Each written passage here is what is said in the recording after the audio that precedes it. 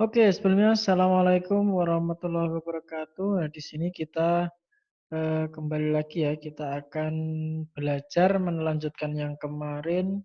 Kemarin kita sudah membahas tentang digital image processing. Nah, di sini kita akan membahas kelanjutannya, yaitu pattern recognition. Jadi di sini apa? Pattern recognition itu eh, salah satu cabang ilmu juga sebenarnya. Bahkan ini pattern recognition ini bisa dipelajari selama satu semester 3 SKS.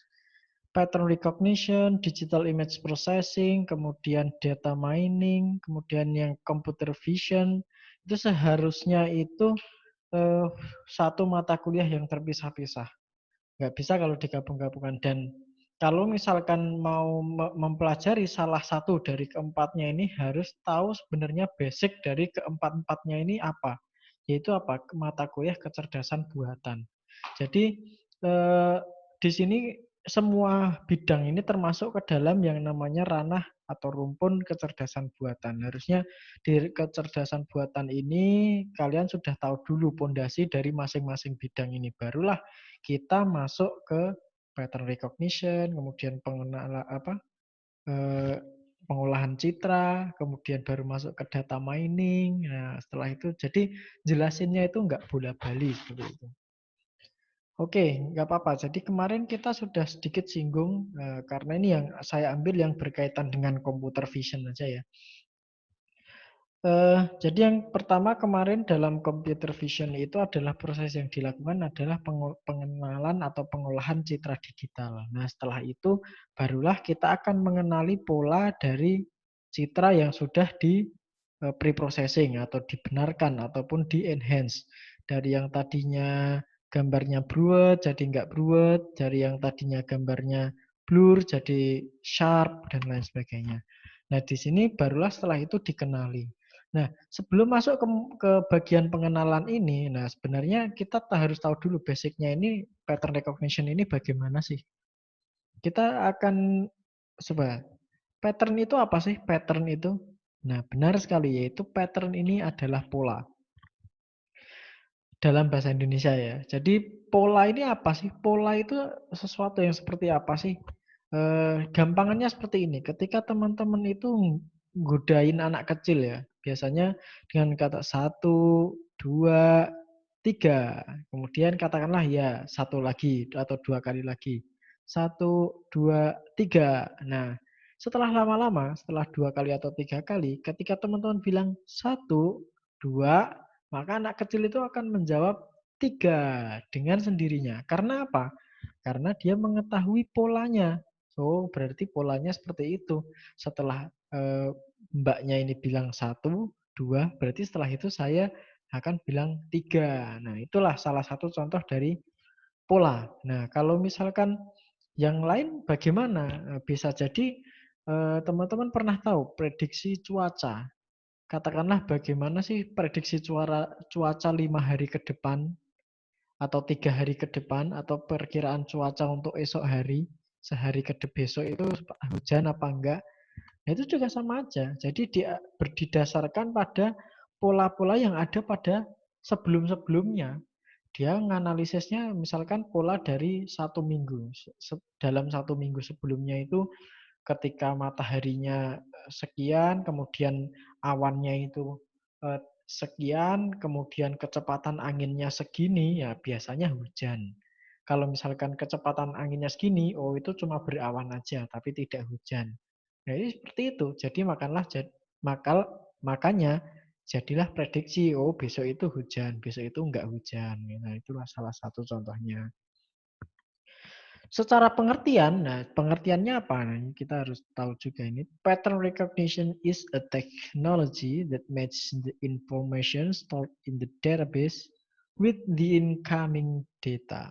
Nah, jadi apa ya ibaratnya? Jadi eh, pattern recognition itu adalah sebuah teknologi yang mencocokkan informasi yang ada di database dengan yang mau kita prediksi ataupun mau kita analisis datanya. Nah, jadi seperti kita ya manusia itu kan seperti itu juga. Bagaimana coba kalian pernah mikir-mikir juga kan bagaimana sih manusia itu bisa mengerti sesuatu, bagaimana manusia itu tahu kalau ini namanya mobil, oh tahu ini namanya motor, ini tahu ini namanya pesawat.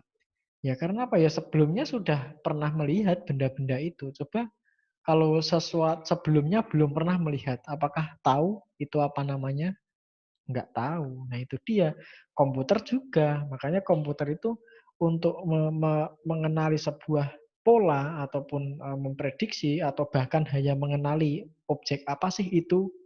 Nah itu harus ada sesuatu yang sebelumnya dia simpan di dalam database-nya. Kalau manusia di dalam otaknya. Nah, dengan kata lain, pattern pengenalan pola itu adalah mengidentifikasi pola yang ada pada data.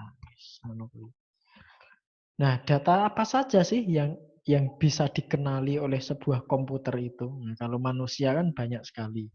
Nah, kalau untuk komputer, sebenarnya kalau di film-film ya udah banyak ya. Kalau di film-film itu bahkan wah udah kayak itu siapa Iron Man itu siapa namanya Jarvis ya. Jarvis kalau setelah berganti Mark 42 itu Armor 4 Mark 42 itu kan ganti jadi apa itu Friday ya namanya Friday. Nah itu bahkan bisa menganalisis ketika Tony Stark mau mati itu ya ketika habis snap finger kemudian si Pepperpot kan tanya Friday, nah, si Friday-nya jawab kalau kondisi dari Tony Stark ini udah kritis. Nah, jadi di situ bisa disimpulkan bagaimana sih berarti kan dia mengenali bagaimana sih kalau orang kritis, bagaimana kalau enggak dari apanya? Bisa jadi dari detak jantung, dari mungkin dia mengeluarkan sensor panas tubuh. Jadi panas tubuhnya sudah mulai berkurang atau apa ya tergantung algoritma yang dipakai ataupun itunya berdasarkan apa. Itu kalau di film. Nah, kalau yang nyata bagaimana? Nah, ini. Untuk yang nyata ini baru sebatas teks atau word atau kalimat, kemudian gambar ataupun video, kemudian sentimen. Sentimen itu emosi, baik atau buruk, setuju nggak setuju. Kemudian sounds atau audio, kemudian sinyal dan lain sebagainya. Kalau teks banyak sudah contohnya Google Translate, kemudian eh, ya contohnya Google Translate, kemudian Grammarly. Nah, gambar apalagi lebih banyak sentimen. Nah, ini mungkin yang teman-teman masih belum tahu. Nanti akan dibahas lebih lanjut. Sound audio, audio banyak juga kayak apa? Cortana itu ya. Kemudian Hey Google apa? Google Assistant. Oke Google yang apa itu? Yang Oke Google itu apa? Hey Google apa Oke Google sih itu ya. Kemudian sinyal, sinyal biasanya dalam kesehatan itu biasanya untuk mendeteksi jantung, denyut jantung, sinyal otak. Nah, bagaimana sih kalau denyut jantung orang normal, kalau orang sakit. Nah, itu contoh-contohnya. Nah, ini terus tekniknya bagaimana sih? Nah, kalau di dalam pattern recognition itu ada 3 teknik yang sering digunakan untuk menganalisis pola, yaitu yang pertama secara statistik. Secara statistik itu biasanya digunakan untuk mengetahui atau untuk mengklasifikasi objek. Apakah itu roti apa bukan? Itu cake atau bukan? Itu anjing atau kucing? Apakah itu domba ataupun sapi? Seperti itu. Kalau sintaktik, nah biasanya ini lebih kompleks. Harus digunakan untuk mengetahui kesinambungan antara suatu objek atau dengan objek yang lain ataupun elemen satu dengan elemen yang lain. Contohnya kalau di sini adalah parts of speech. Parts of speech ini dalam bahasanya grammar katakanlah. Jadi dalam ini biasanya digunakan untuk menganalisis teks, teks ataupun suara manusia. Jadi bagaimana sih komputer itu bisa membaca tulisanmu? Nah, itu ya bisa digunakan dia akan mengenali apa pola grammar yang digunakan dalam teks itu, apakah ada subjeknya apa, predikatnya apa, kemudian objeknya apa. Nah, itu dianalisis baru disegmentasikan. Oh, ini objeknya, ini. Oh, berarti dia akan berkata seperti ini. Ya, seperti itu. Dan template matching. Kalau template matching ini adalah menyesuaikan dengan template-nya. Ini yang paling mudah sebenarnya. Jadi tinggal kita menyimpan eh, gambar-gambar yang akan kita kenali itu di database sebanyak-banyaknya. Baru kalau ada objek baru, nah kita baru saja kita cocokkan aja dengan gambar-gambar yang ada di ini. Ini contohnya salah satunya adalah Turnitin, sering ya pernah dengar kalau Turnitin ini kan menganalisa tulisan atau dari PDF yang kalian kirim, dari semua tulisan yang ada itu akan dicocokkan dengan database yang ada di Turnitin. Turnitin database-nya dari mana? Nah, dia dari nyari lagi juga dari online. Nah, jadi makanya prosesnya kenapa harus memakai internet. Kemudian prosesnya sendiri bagaimana? Nah, ini ada dua proses yang saya ambil dari dua website yang berbeda. Tetapi ternyata hampir memiliki sebuah kesamaan. Ini yang pertama dari The App Solution, kemudian yang kedua dari Huspi. Nanti akan saya sertakan linknya di Schoology. Yang pertama gather data, itu mengumpulkan datanya, kemudian clean it from the noise. Nah ini eh, bisa kalau misalkan gambar ya kayak kemarin pengolahan citra digital, mulai dari eh, yang buram diterangkan, yang terang digelapkan sedikit, yang kontrasnya kurang ditambahi. Ya, kayak itu kalau gambar. Kalau teks bagaimana? Ya kita membuang hal-hal yang tidak perlu, katakanlah tanda baca, itu kan nggak perlu. Kemudian misalkan ada kalimat hey, what is your name? Hey-nya dibuang saja karena itu tidak tidak termasuk ke dalam eh, apa itu? Tidak termasuk ke dalam subjek, objek ataupun predikat. Nah, kemudian tanda tanya itu yang bukan termasuk karakter atau huruf, itu akan dibuang saja. Itu clean it from the noise. Setelah itu examine for similarities. Jadi sama ya di tahap ketiga. Itu jadi kita akan mencari kesamaannya dengan yang data-data yang sudah ada sebelumnya. Nah, setelah itu kita segmentasikan. Nah, kalau misalkan kalimat ini atau gambar, katakanlah gambar paling enak ya. Kita punya gambar hewan-hewan, katakanlah datanya. Nah, kemudian dari gambar-gambar hewan itu mana yang gambar-gambar anjing disimpan, mana yang gambar-gambar ayam disimpan sendiri, disegmentasikan, mana yang gambar domba sendiri, katakanlah seperti itu. Setelah itu menganalisa segmentasinya itu berdasarkan apa sih?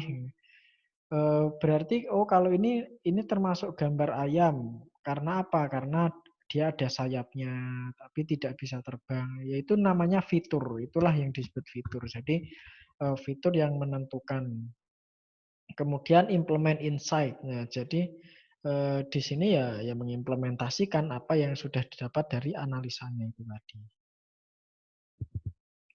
Nah, contohnya apa sih penerapan dari pattern recognition ini di dalam kehidupan sehari-hari? Nah, ini kalau yang pertama itu ya sekarang yang lagi booming itu data analisis ya. Jadi analisis data ini kalau mata kuliahnya ini data mining. Di sini biasanya untuk apa? Stock market forecasting. Jadi untuk memprediksi. Nah, memprediksi apa? Membandingkan ataupun ya biasanya digunakan oleh e-commerce ataupun marketing-marketing. Perusahaan-perusahaan itu banyak yang menggunakan data sebagai untuk menganalisis ke depannya mau apa, produk apa yang dijual, untuk meluncurkan produk baru ataukah memperbanyak stok. Nah, kapan waktunya memperbanyak stok? Nah, di situ. Kapan kan itu menganalisis data. Oh, pembelian orang-orang itu akan melonjak ketika tanggal muda, gitu jelas ya. Ketika tanggal 1 sampai tanggal 5 itu orang-orang itu banyak beli. Makanya pada tanggal eh, akhir bulan 29 atau 30 sampai 30 katakanlah, itu promonya akan dikencangkan. Ketika kita memberikan promo di tanggal-tanggal 15, tanggal 17, nah itu nggak akan ada gunanya karena apa? Ya itu tadi di tanggal segitu tidak ada orang yang beli. Nah itu salah satu contohnya adalah situs Yard Charts. Nah ini silahkan nanti kalau misalkan mau dieksplor. Kemudian yang kedua audience research. Jadi untuk analyzing available user data and segmenting it by selected features. Jadi kenapa kadang itu sekarang misalkan mau apa-apa itu mesti menyuruh kita untuk login, untuk sign up. Itu karena apa? Karena kita itu akan dilacak dari situ. Kita akan dilacak apanya sih? Nah, ya untuk data mereka. Jadi mereka itu mengumpulkan data-data kita, mulai dari hobi, mulai dari kesenangan, usia kita berapa. Nah, itu untuk keperluan mereka juga, karena itu penting untuk analisis seperti itu. Jadi katakanlah untuk produk ini itu yang sering mencari itu laki-laki atau perempuan sih, dan usianya rata-rata berapa sih. Nah, di situ akan digunakan untuk mungkin iklan di lain kesempatan, katakanlah, oh ternyata banyak cewek yang beli produk ini, kemudian usianya rata-rata di ini. Nah, baru di situ kita promosikan lewat misalkan akun Instagram, ring usianya yang sekian. Nah, itu kan bisa daerahnya yang di mana, katakanlah. Kemudian natural language processing. Nah, di sini berkaitan dengan bahasa alami manusia. Jadi contohnya yang di sini adalah text analysis, plagiarism, text summarization, text translation. Nah, katanya di sini Google Translate ya. Ketika kita ingin mentranslate sesuatu ya, kita pasti akan ngetik sesuai dengan bahasa kita kan. Katakanlah saya ke Indonesia ke Inggris. Saya adalah Dias Aziz. Hobi saya adalah ini. Katakanlah ya itu ya sesuai dengan bahasa kita sehari-hari gitu. Ketika kita masukkan di situ, dia Google Translate akan menganalisis. Nah, di situ Google Translate itu juga udah pinter sekarang. Di situ dia akan menyediakan sendiri mana subjeknya, mana predikatnya, mana objeknya. Nah, seperti itu. Kemudian tag correction, Grammarly.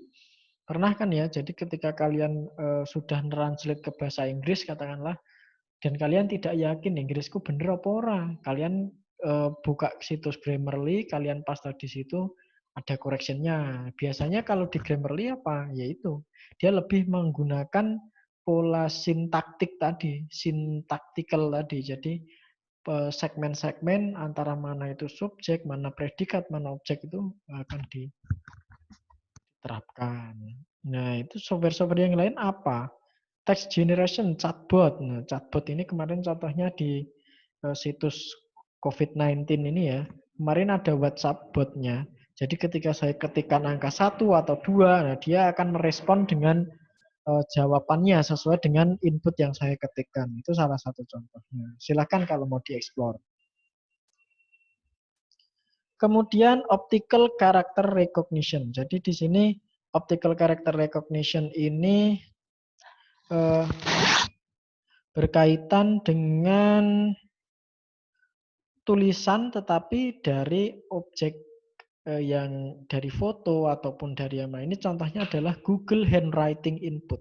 Jadi katakanlah keyboard kita suatu saat mati ya. Jadi kita bisa nulis itu di kertas, kemudian kertas itu kita eh, scan-kan di kamera. Jadi di kamera Google kita masuk ke Google Handwriting Input, ketika di situ nanti akan ngeload kamera, kameranya akan kita kasihkan, kita uploadkan gambarnya, di situ dia akan membaca sendiri tulisan kita. Nah, banyak sekali aplikasi yang lain, document classification parascript atau ABB Find Report. Nah, silakan explore juga.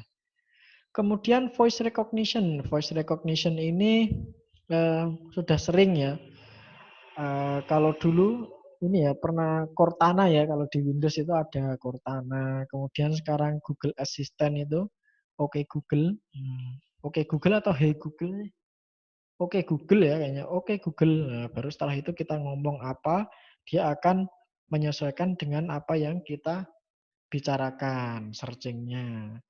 Paling gampang ya contohnya Google Translate. Ketika kita sudah ngetik teks, nah bagaimana sih bunyinya teks ini? Kita Google Translate aja. Atau kita klik tombol sound-nya itu, nah dia akan otomatis ngomong, membaca apa yang kita tuliskan.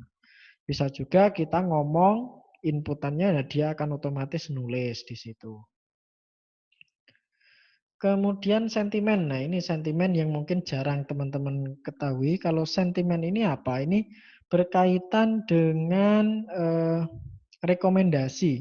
Kenapa sih Amazon misalkan katakanlah ketika kita belanja di Amazon ada rekomendasinya. People also buy. Nah, karena apa? Karena dan mengapa Amazon merekomendasikan mereka? Karena mereka mendapatkan review yang baik dari pembeli yang lain. Makanya dia direkomendasikan. Nah, makanya dari mana si Amazon ini tahu kalau ini adalah yang baik dari komentarnya itu bagaimana mendeteksinya? Yaitu tadi ketika di dalam komentar itu terdeteksi kata-kata bagus, barang yang sampai diterima dengan baik, barang tidak cacat. Nah, berarti kan dia akan mengklasifikasikannya berdasarkan itu, berdasarkan komentar user. Nah, jadi makanya ketika dan juga bisa dengan ratingnya ataupun apanya. Nah, dari situlah dia akan ataukah ada toko-toko yang banyak hujatannya katakanlah barang tidak sesuai, barang lelet, catnya tidak dibalas-balas. Nah, itu kan salah satu indikator atau fitur yang bisa digunakan. Tidak mungkin Amazon akan merekomendasikan toko itu. Nah, seperti itu.